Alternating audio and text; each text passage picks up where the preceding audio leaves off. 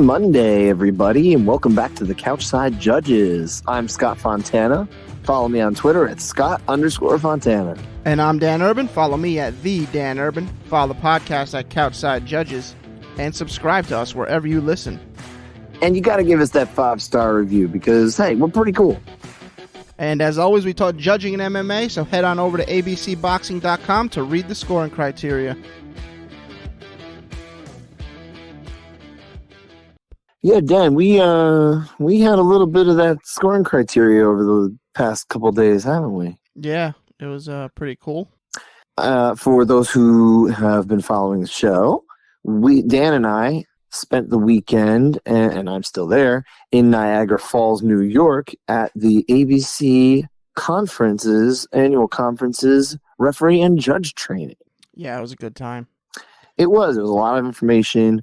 I think we'll probably save the takeaways from that and also stuff that I'm going to learn over the next couple days at the ABC conference itself. We'll share that in a special episode that we're going to do later in the week.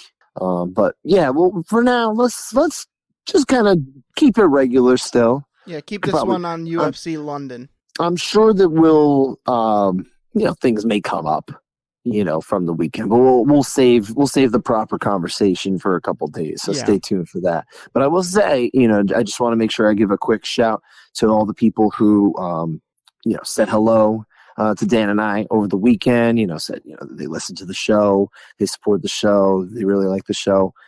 We really appreciate you.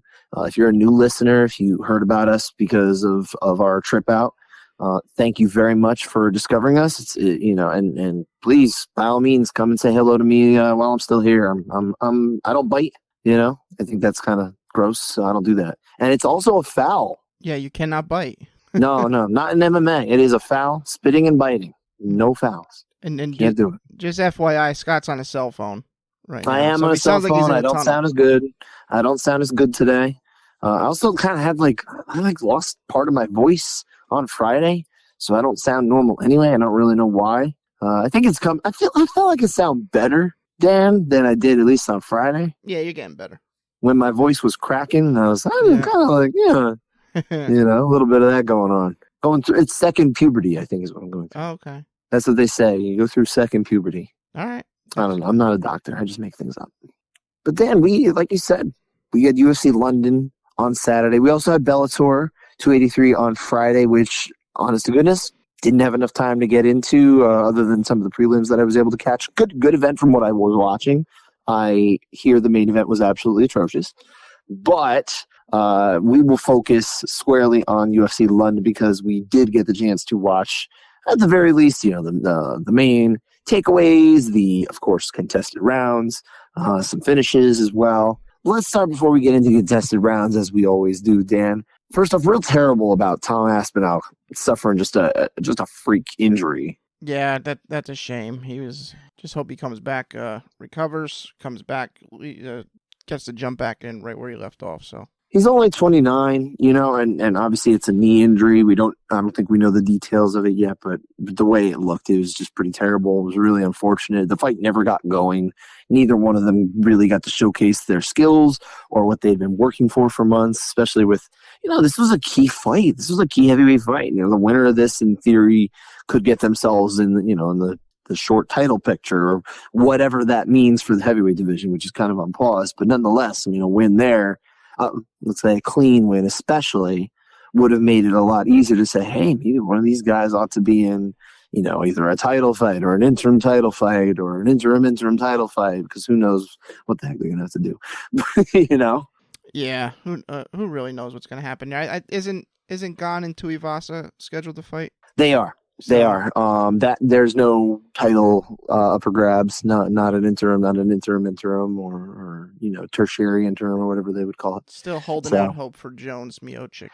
I feel like that's what there's some combination thereof. I think it sounds like Francis Ngannou's knee still isn't quite right, so I guess they don't really have him yet. Who knows? Maybe by the end of the year. There's always the contract situation too, so who knows? There's a lot of mysteries involving the heavyweight division right now. So it's pretty much on pause, and it almost seems like hey, don't worry about this. Don't even really look too look too closely at it. We don't really hear much, right? Yeah. But this would have been a nice fight, and unfortunately we didn't get that. Nonetheless, Curtis Blaydes does leave London with 2 checks, which is always nice. It's not the cleanest win whatsoever, but it's technically a win is a win for his contract and all that. And also, I mean, he's been doing pretty well. I mean, he had the nice win over Chris Dawkins earlier this year. Can he get a title shot next off of this? Because, again, it is kind of a complicated setup here with the division. Do you think that there's a possibility that he could find his way into some form of title fight next? Maybe if for some reason Stipe ain't ready to go, whoever wins gone into Ivasa for the fight Blaydes for the interim. And again, presuming that there would be no John Jones here or Francis Ngannou too. So basically the top, and I don't want to say John Jones is a top 3 heavyweight. We don't know what he is at heavyweight, but let's say the top 3 names at heavyweight. I think that's fair. Yeah. I feel like that would be like a mildly reasonable interim title fight. If we're saying that everything else is completely tied up, I don't like interim title fights, but realistically, we're in a scenario where there's some logic there. We're in a scenario where the heavyweight champ may not be with the organization, so we don't really know exactly. Which I almost feel like that's more of a reason for them to not do the interim belts. Oh my God, it's so backwards. But nonetheless, yeah, I mean, I could see him getting a title shot next, as long as that title is, probably an interim belt, right? Mm-hmm.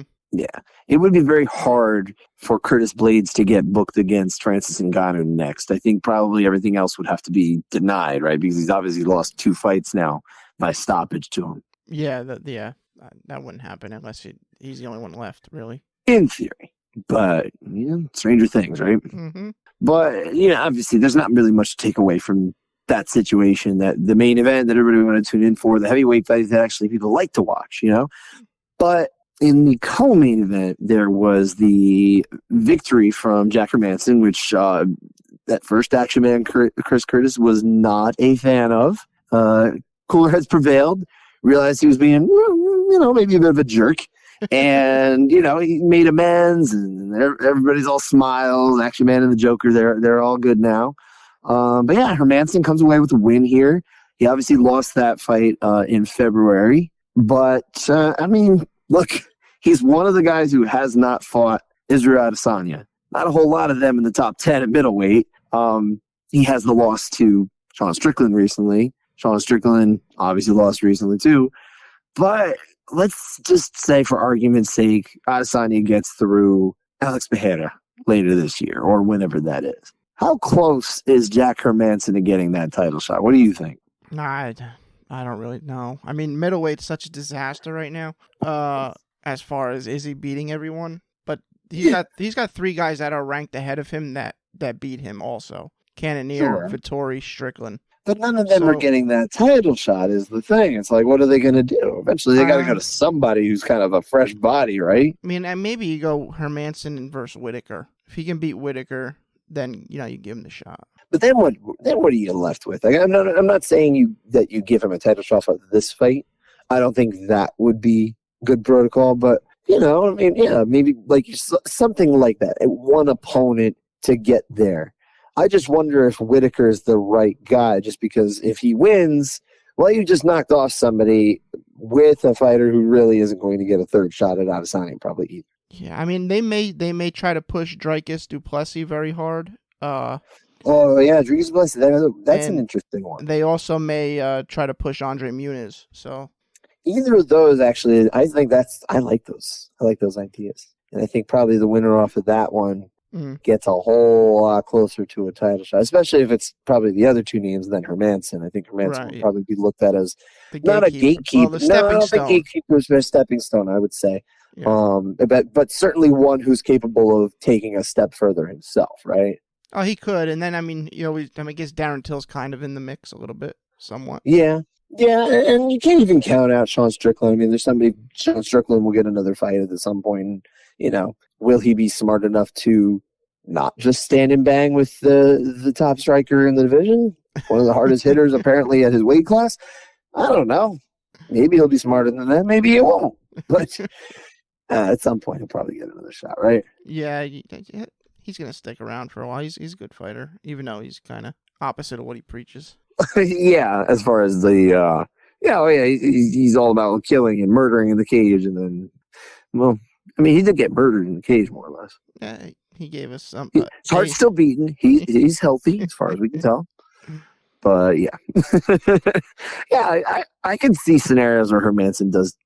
Let's say 12 months from now, he get her a title shot or something like that. You know, I can see it, but I mean, it's possible. It's probably tougher if Pereira wins. Then obviously they're going to give Izzy instant rematch, and then sure, that changes the whole calculus. But we'll operate just for argument's sake of this conversation, just so we can have it. Adesanya wins, and then they move forward. Okay, where are we at now? Yeah. You know, so we do need somebody that he can fight next, and it's really at this point it really ought to be a fresh contender. I think we're kind of getting sick of the reruns. You know, of some of these fights, and it's just none of them are really working out. No one's really establishing himself. Darren Till is not healthy, so that's not going to happen, like we kind of mentioned. But I kind of like the idea of putting kind of who you mentioned, Andre Muniz and Dricus du Plessis. Dricus du Plessis is probably a little farther away than Muniz. I think Muniz is a lot closer to getting there. Like, he might just need one more win, potentially. But yeah, we'll see. I don't think middleweight's such a disaster. Like you're I think there's some interest there. It's just they're a little farther down. They need to come up. There's interest further away. Sure, but that'll come quick. Pereira winning breathes some life into the division. Oh, tons. It's intrigue. It allows some of those other guys to maybe come up, even if Adesanya was to win, let's say, the rematch or something like that. You know, and either way, I mean, if Pereira wins, and then let's say he wins a rematch too. I mean, my goodness, then everything opens up. But that's it. I mean, we're talking about kind of going down a rabbit hole here, right? We don't want to go too far. It's like a full year away. Yeah, and so much hypotheticals. Let's take it back. Let's go back to Paddy Pimblett, actually, because obviously he's probably the biggest star who was fighting in London. I don't think that's even debatable anymore. He's a big star, especially in his home country. He might be the next superstar. He could be. Yeah. I just don't know that he's going to top out. I still have doubts about how I can get, but I'll tell you what, I'm more impressed with him after this win over Jordan Levitt, because I think Jordan Levitt was an actual legitimate opponent. I think the odds that were kind of put on that fight, I don't remember exactly what they were, but I think it was like a minus like 2 something or whatever, right? Was Paddy Pimblett? He was a rather sizable favorite. So I thought that was outsized for the challenge that Jordan Levitt brought to the table. And I watched the fight, and it's like, okay, it was competitive, but Paddy Pimblett was better. And I think that is reflective of a closer fight maybe than the odds stated. But obviously, in the end, who won? Paddy Pimblett. Yeah, I mean, first fight Paddy's had that he hasn't been rocked in. But he was fighting against Jordan Levitt, who's really not a striker. It wasn't really made in a way that was going to rock him. I don't think that was the scenario. People were betting more on the idea of some sort of teabagging or twerking as opposed to, and obviously there was a form of teabagging. I wonder if that paid out. God, I hope somebody did. If they made one of the weird prop bets of, did you bet that Paddy Pimblett was going to teabag? Hopefully you got your money from whatever strange book was taking that one. But I mean, what do you think of Paddy Pimblett after this one? I mean, what's your general opinion of him? I love his ground game. Okay. I love the personality. Sure. I know you're not the biggest fan, but he's associated with Barstool. So I love that angle of it. Not my favorite outlet, that's true. Yeah, I love that angle of it. He's fun. I think he's fun. He brings a lot of energy to the pre-fight antics, and then so far he's been able to back it up in exciting ways. So I will say this: he brought a good message, a nice, healthy message to get out into the world about men feeling like they can talk about when they're going through stuff. He had a friend who he mentioned had taken his life. Unfortunately, and talking about how it's okay to be open with that kind of thing. And I think that's a good message to put out in the world. So I did appreciate that from Paddy Pimblett. He's also said things that I'm not a fan of, but that was a positive thing to bring into the world. So I appreciate that. I do. Yeah, I missed the I didn't see. Oh, you didn't listen? No, okay. I didn't watch the post fight. So Yeah, no, I guess he had learned just the other day that a friend of his had Yeah. unfortunately taken his life, and he was trying to get that in the world. Like, just make sure you talk about when you're going through things. It's okay. Mm-hmm. It's better than not. And everybody goes through mental health in different ways. We don't have to take that conversation all the way down, but nonetheless, I just appreciated the message. It was a good message to use with the platform that he brings, and that certainly goes a long way into me, maybe changing my outlook on, let's say Patty Pimblett, the personality. Okay, that's good. Yeah. And unfortunate condolences to Yeah. the family and friends, of course. But going down a little bit further to Alexander Gustafsson. Yeah. Or did you have something else to say? Yeah, I was going to say the UFC went to London twice this year. Yes. Basically because of these two, Molly McCann and Patty Pimblett. Yes. So, and of course, both of the times it was headlined by Tom Aspinall. Mm-hmm. So I think they think they have maybe the next Conor, but we'll see. I think they would like to see what they have. I don't know if they think they have the next Conor, because there was something special about the talent that Conor had too. He had been a 2-division champion when he came over, right? Oh yeah, never Cage defended. Warriors 2. Never defended. Conor McGregor. That's not his style. It's just not his style, mate. But terrible accent. I had to do horrible accents. Patty Pimblett, I just don't know what his actual talent ceiling is. I don't think he's going to have such an easy time of conquering the mountain with the current crop of lightweights that are out there. I think it would be quite a while and quite an evolution of his skill set to get there. But I do think he's still capable of putting butts in seats, especially over there. People even seem to like him over here. Guy could make a lot of money doing that. There's that. I mean, there's that similarity to Conor, but I just don't think he'll really reach the same heights. I don't think he's on that track. Right. That's my opinion. But hey, he could prove me wrong. Why not? We shall see. He's definitely going to get fat again. Oh, hopefully he also finds a happier medium in terms of weight gain and loss. So he doesn't have to do the whole, Christian Bale going from The Machinist to Batman Begins in consecutive movies where he drops down, drops up, or skyrockets up and then goes down again. Yeah. No, maybe less of that. A little less strain on the body. But especially when you're cutting weight anyway. But if you're all set with Patty, I did want to talk a little bit about Alexander Gustafsson, because that was kind of a sad fight to watch. His fight against Nikita Krylov. I don't know if it was sad. It was okay. Krylov, you got to give credit to Krylov. He gave him no room to breathe. It's like Gustafsson got rocked and that was it. He was on his horse the rest of the way trying to avoid punches.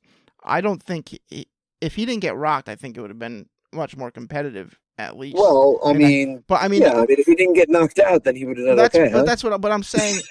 I'm saying we wouldn't be saying, "Oh, it's a sad performance." I don't think we got to see enough. Is where it happened so fast. I think what know it if is, he's done or not. So DC had put it out there, the idea that maybe it was time to retire, right? And normally I really don't like to say those things when it comes to fighters, because I am not a fighter. I have not done that. I'm just a media guy, and it's not my job to tell a fighter what to do or another person what to do. But one, it's coming from another former fighter, another past opponent of Daniel Cormier, who knows him, right? I'm looking right here at Alexander Gustafsson's record, and he was 15-1 going into the first fight with John Jones. Since that fight, he has gone 3-7 with TKO against Anthony Johnson, knockout against John Jones, submission against Anthony Smith, submission against Fabricio Verdum, knockout against Nikita Krylov. The last two fights ended inside a half a round. It's just we're not seeing performances that are getting better. He hasn't won in 5 years. But he's also I just don't know if I want to see much more of him. But he's fighting the top of the division. Sure, no question. But I mean, when Shogun was on his, well, how high is Krylov? So, I mean, I don't remember where he's ranked, but even that, I mean, he's not like I don't think he's top 10. No, but he's still a good fighter. Sure. Krylov was 11. It just seems like there's a button that's getting pushed a little too easily with Alexander Gustafsson, and it is unfortunate. So what are they going to do? I mean, there's a lot of hard hitters at 205. Even when you go lower, almost especially when you go lower. Imagine you put him against Iwan Kutelaba. He might win that fight. Or he might get his head taken off because Kutelaba is a madman. It's possible. Sure. I guess, obviously, the question that I'm asking is, do you still want to watch Alexander Gustafsson fight? You seem like you are on the yes side, right? If he doesn't want to fight, then yeah, that's fine. What I'm saying is this fight, to me, isn't like, oh my God, he's got to retire. We didn't see anything. There was not much there. I'm not pointing out that he should retire. DC is. I'm not saying that. What I'm saying is, I'm kind of at the point where I don't know if I really want to watch him fight anymore. Now, if he fights, I will watch. I don't want to, but I work in media and I'm going to watch it, you know? He should be fighting like the way Shogun was booked, kind of, towards the end. Yeah, I guess that's probably the way. Maybe him and Shogun one more time. They already had the fight, it was about 10 years ago, actually. Why not do it again? Run it back. All right. Let that be the retirement fight, maybe, for both of them. And I'm not telling him to retire. I said maybe. But, yeah, I mean, that's kind of it as far as kind of the storylines that I wanted to talk about. I think probably you too. The only other thing I wanted to mention is the fact that there were a lot of decisions on this card. It was the prelims, I think, out of a possible, what was it? How many prelim rounds could we have had, sir? It was... So we had 8 prelim fights. 7 of them went to decision. 1 ended in the second round. So we could have had 24 rounds, and we had 22 just on the prelims, right?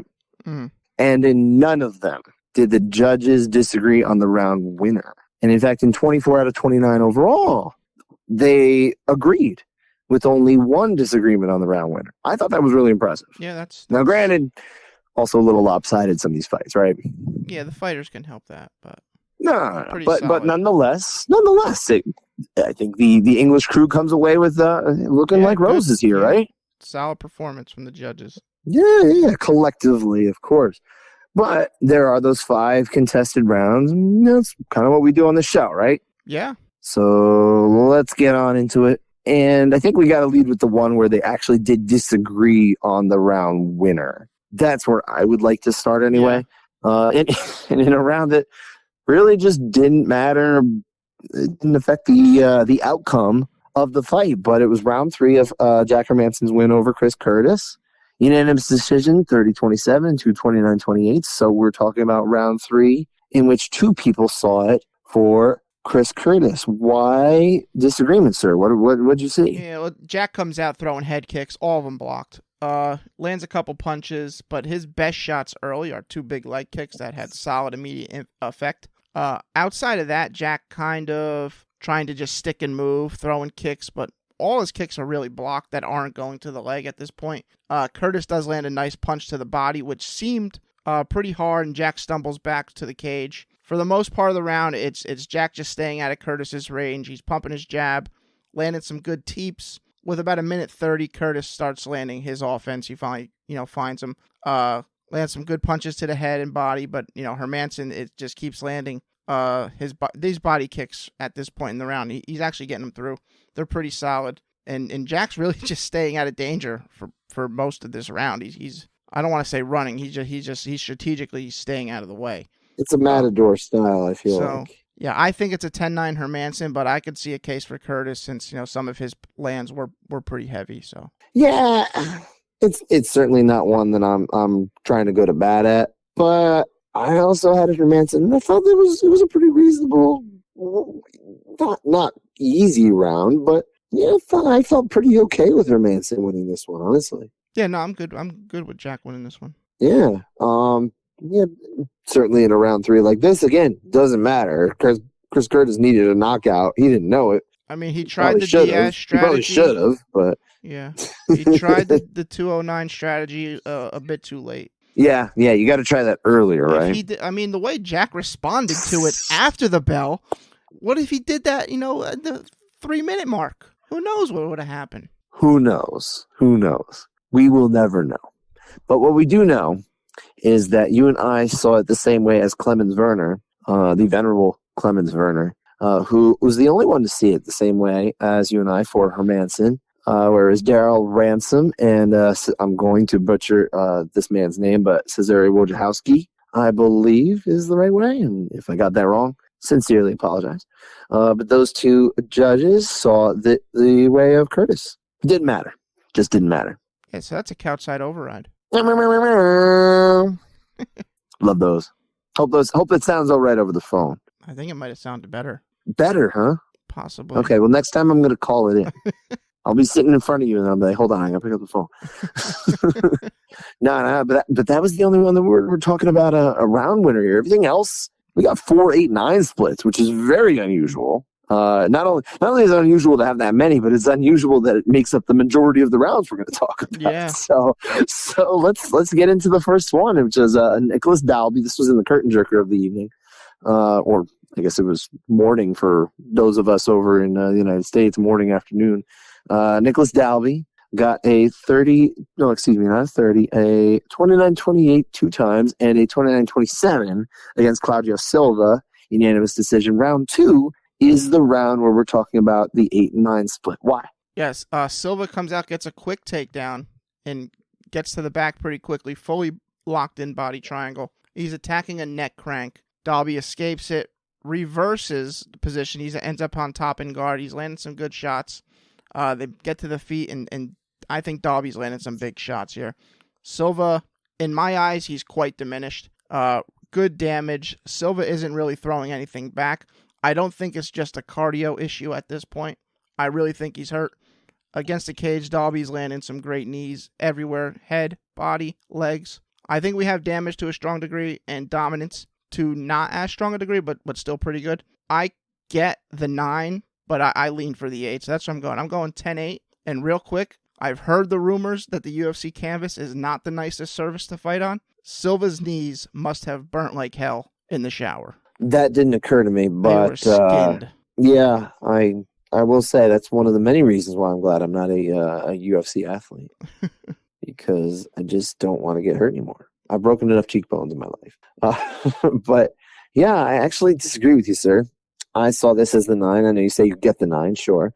I didn't see, honestly, more, like, I didn't see the D's the same way as you. I didn't even think it was that high a degree of what was going on here. It was, it was a good round for him. Definitely a big round, but it felt more like a big 10-9 than anything that was crossing over into the 8 for me. Yeah, no, I think he definitely had him hurt. That's why that's fine. That's fine. But that might be the only thing, I think, for me. I just don't even know if I'm getting to dominance necessarily. Well, it's dominance because he's not throwing anything back. He's just eating these shots and covering up against the cage. There's nothing coming back. All his offense is just the body triangle. And if you want to say you get to the 9 because of that, I'm all for it. Sure. I guess I get you. I mean, I'm trying to think back to some of the lessons that we had applied to us in judge training over the weekend, and kind of the idea that, dominance being kind of like outclassing your opponent, right? I don't know that that's how I felt necessarily. I think there was a high spot of damage, and that was good, but I don't know. It just didn't feel like that overall, that the dominance was really there for this round. All right. So I felt pretty good about this one just being a 9. I guess I can't go crazy over it. I mean, you're applying some logic here, and it makes some sense. You saw it the same way as Anders Olsen, the one who gave the 8. I saw it the same way as judges Ben Cartledge and David Leatherby. All 3 are fine officials, and yeah, I mean, it's not one to get too upset over. This was round 2. It ultimately didn't affect the fight either. So, well, there you have it, right? What was that? I said, well, there you have it. There you have it. Mm-hmm. Let's move on now to Nathaniel Wood against Charles Rosa. 30-26 2 times and a 30-27. We're not talking about any sort of necessarily sweating it out kind of fight. But round 2 in particular is where we're starting to think about, okay, is there maybe a 10-8? Because we have 2 judges that see it that way. So yeah, Wood, he's landing some really good leg kicks. You can see a little bit of limping from Rosa, switching stances. Wood also landed some solid punches. The thing is, the pace isn't that high. Wood isn't putting out a crazy output. It's very still deliberate. He's not, reckless, just searching for a finish here. I think it's tough to check duration. I think there's definitely damage to the legs. Wood also seemed to stumble Rosa with a punch earlier in the round. Rosa kept returning fire, landed a couple, nothing much or great. So I think dominance is a bit tougher to check, but maybe I can see it. Rosa wasn't really relying on his toughness to stay in there. He was relying on his toughness to stay in there. I just needed more from Wood. I only get to a 10-9. Yeah, I think I'm pretty much with you. It's good rationale as far as I'm concerned. Not that you can't get there, and especially we always have to consider the fact that judges David Leatherby and Darrell Ransom, maybe from their seats, they're able to perceive the damage that's going on a little bit differently than you and I. We didn't get there, you and I. I think we're kind of united here with again Judge Werner, 10-9 Wood. Yeah, another couch side override. That is 2 for Clemens Werner. Good for you, sir. Be different. But also, it's okay if you can justify one way or the other. And that is it for that fight. But we do have 2 more in the Mark Jacuzzi victory over Damir Hadzovic. Again, 2 30-26 and a 30-27. But they are in different rounds where the 8 was the aberrant score. Well, not aberrant, I guess, the outscore, right? So round 2 and 3, start with 2 for us, sir. Yeah, Jacuzzi gets a takedown very early. Landed some pitter-patter. He's not really trying to advance his position. He's just kind of holding his position. Winning the round, but not really trying to finish. Just content to hang out. After an accidental clash of heads causing a cut, the fight gets restarted on the feet, and here Jacuzzi is probably 40 seconds left when it gets restarted. Jacuzzi's actually trying to take his head off in these final seconds. Lands some good shots. Didn't really get to an 8 for me. I'm on 10-9. No, I didn't get there either. I thought this was not a textbook 9, but it felt like a round that really ought to just kind of be a 9. I wasn't toying with it that heavily. Yeah, I did. I wasn't really crossing my mind here. Yeah. Yes, you and I, obviously, we agreed with Judge Anders Olsen once again. And again, I'm going to butcher this man's name, but Judge Wojciechowski. I feel like I maybe nailed Wojciechowski. I'm hoping I got that. His first name, I'm not even going to try again because I feel like I'm going to just fail at it. Maybe that's right. I don't know, but I'm not a Polish is kind of a tricky language. I feel like especially for an English speaker such as myself. But I welcome the challenge. If someone wants to try to correct me, I would love to learn it. But it was actually Judge Vito Palillo who gave the 10-8 score to Jacuzzi here, which we didn't agree with, but nonetheless. Round 3. Round 3, basically a wrestling clinic this round. Jacuzzi gets a takedown and holds Hadzovic there. Doesn't pass. He does land some strikes, some good ones. No real push for a finish. I needed more. 10-9. Watching this round reminded me of something that it was actually Sal D'Amato mentioned to us during training earlier today, talking on Sunday. It was the fact that something he said was added 3 years ago. Positional control alone is not considered dominance. And that stuck out with me because, again, we're talking about a round here where, he's certainly controlling position, right? Or would you disagree? Yeah, he's controlling them there. But that's it. That's all I really see out of this, right? It's for the duration of the round, so I feel like, you probably get the D there. But I don't know if in that context of dominance, I don't know that we're supposed to get to the 8 there. I don't think he was dominant in his grappling. So I think he was holding position. Yeah, applying that lesson, it just doesn't seem right. No passing attempts, no real push to land bombs to or subs or really anything, right? Yeah. So I think this is just a very much a straightforward 9 as well. This to me felt like a fight that really just should have been 30-27 across the board. Yeah. I'm always up for stretching definitions, but I just don't think we're there. No. So, that was Judge Wojciechowski was on his own this time. Judges Olsen and Palillo were the ones who saw this then. And sir, that is it. That's our 5 rounds. That's our contested rounds. Wow, that was fast. It felt a little fast, right? Yeah, that was quick. Was it good for you too? It was, yeah. Oh man, yes. Dan is he's back home. We were staying in the same hotel room. He is now all the way back in Jersey, so we're doing this remotely, like we mentioned. And I gotta say, you left your notes here, sir. You can't read them anyway. They're secret. So they are secret. They're written in your secret code, which you call your handwriting. Very difficult to read. I know. Yeah. Hey. I see I can actually read the word assess for foul potential points and or tree. That's definitely not what it says, but It says tree. I know you wrote tree. I don't know why you were talking about trees, but that's what we were at. There were 5 finishes going back to London. There were 5 finishes. 4 of them were KO or TKO. 1, a sub. 3 ended in the first round. What among them was your favorite? It could not have been the end of the TKO finish, technically, for Curtis Blaydes. No, it wasn't that. But my least favorite finish was... Not that one? No, it was not that. No, it was... That should be. My least favorite finish. My least favorite finish was the New York Thruway roads on my shocks. Ah, okay. Yes. The incredibly mile-long road with nothing but speed bumps. Dan did not enjoy driving up or down to or from Niagara Falls because of this particular highway. I guess not a roadblock, but yeah, I mean just a hazard. I don't know. It's really a hazard, but terrible. Well, at least how about things that happened across the pond? What was your favorite finish over in England? Paddy Pimblett.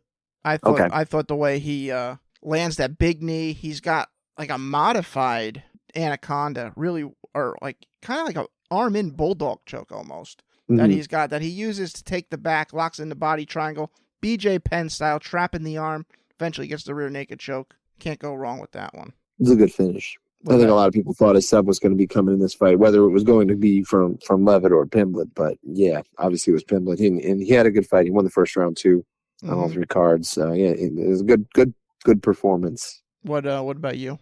Meatball Molly McCann. I mean, I had a feeling she was going to get a big knockout here in front of her hometown fans. They really love her there. She seems to get jazzed up for it, and she just kind of rolled all over Hannah Goldie. She lands a right, and then she lands that spinning back elbow, follows it up with some more punches, and Goldie's out. Out she is, yeah. That's going to be her move now, spinning back elbow. Pretty much. That was a damn good finish. That was a good finish for her. I mean, she's looking really good. I feel like she got off to kind of maybe like a rougher start in the UFC, but she's really starting to catch up. And who knows? I mean, is she getting matchups that are favorable for her? I don't know. But nonetheless, she's looking very good. And they're turning her into kind of that secondary star along with Paddy Pimblett, right? Mm-hmm. And they're a great team. I mean, look, as far as Paddy Pimblett, goes, there's still some things maybe I don't love, but him and Molly McCann as a duo are a lot of fun. Yeah, but she put him on his shoulders after, started running around the arena with him. They're like I said, they're a real good time. I like the two of them as one entity in a sense. You know what I mean? Mm-hmm. I like Molly alone, but also Paddy by himself. Again, he's growing on me. Let's put it that way. Yeah, even though he's not growing on Twitter because he's now been suspended by Twitter for the second time. Yeah, it happens. It was crazy because I was just telling you about the fact that his first account was banned, and then all of a sudden, like within an hour, his other account got suspended. Yeah, it was impressive. It was almost like I willed that into existence. I didn't mean to. But that's it for London. Let's look forward to UFC 277. It's coming Saturday. Juliana Pena against Amanda Nunes in the rematch. What do you think of this one? This is the headliner. I don't know. I mean, do you like it? What's your sense? Yeah. Forget about who's going to win. I'm just talking about what do you think of it? Well, I think it's going to be a good fight. I'm a little worried Nunes.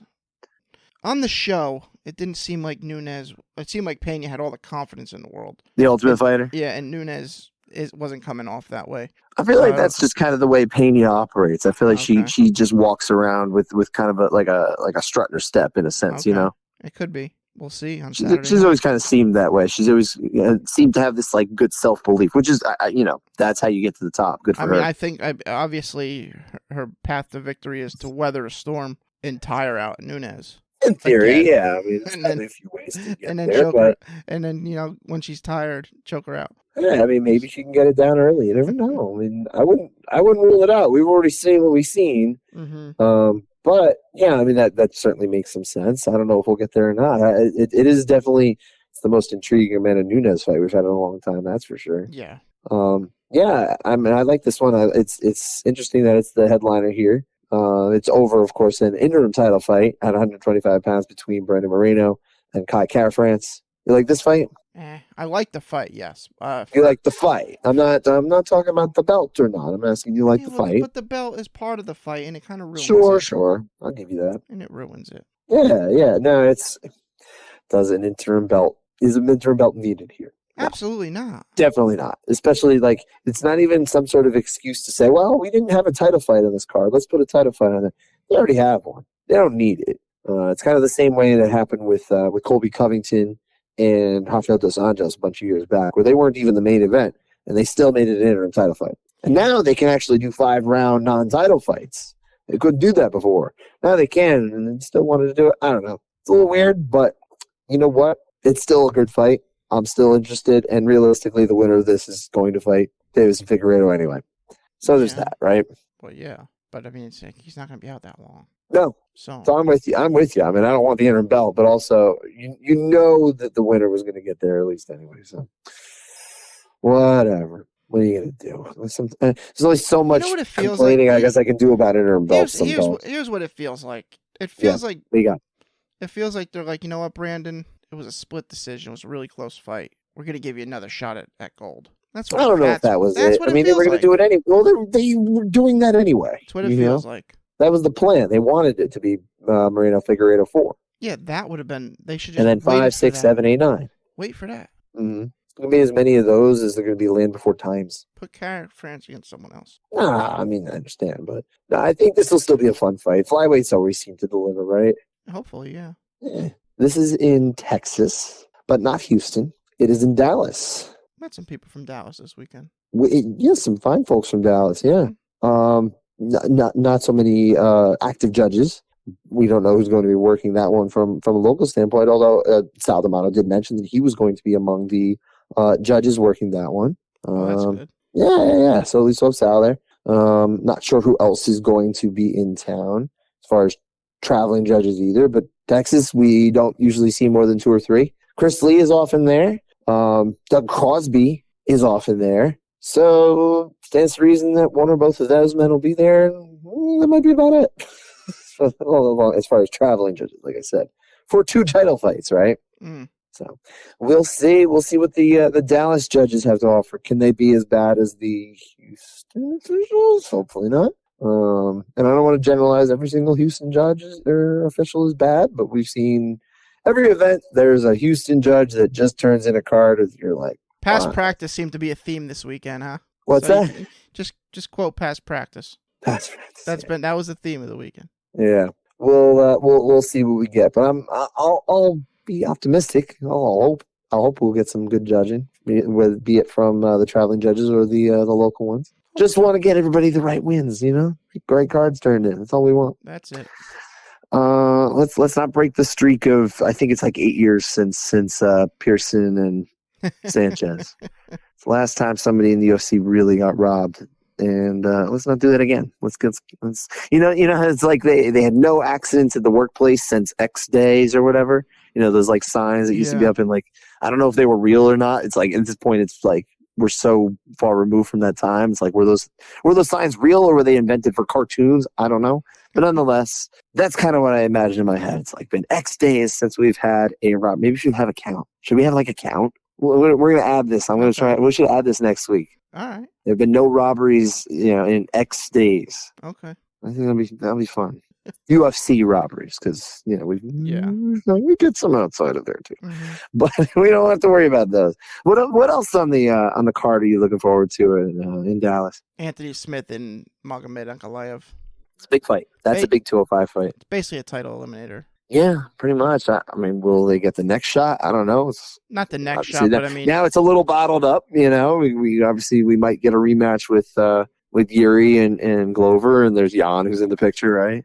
Yeah, let's hope we get that fight in Madison Square Garden with no that Connor, would be fun. With no Connor attached to the card, because I want cheaper tickets.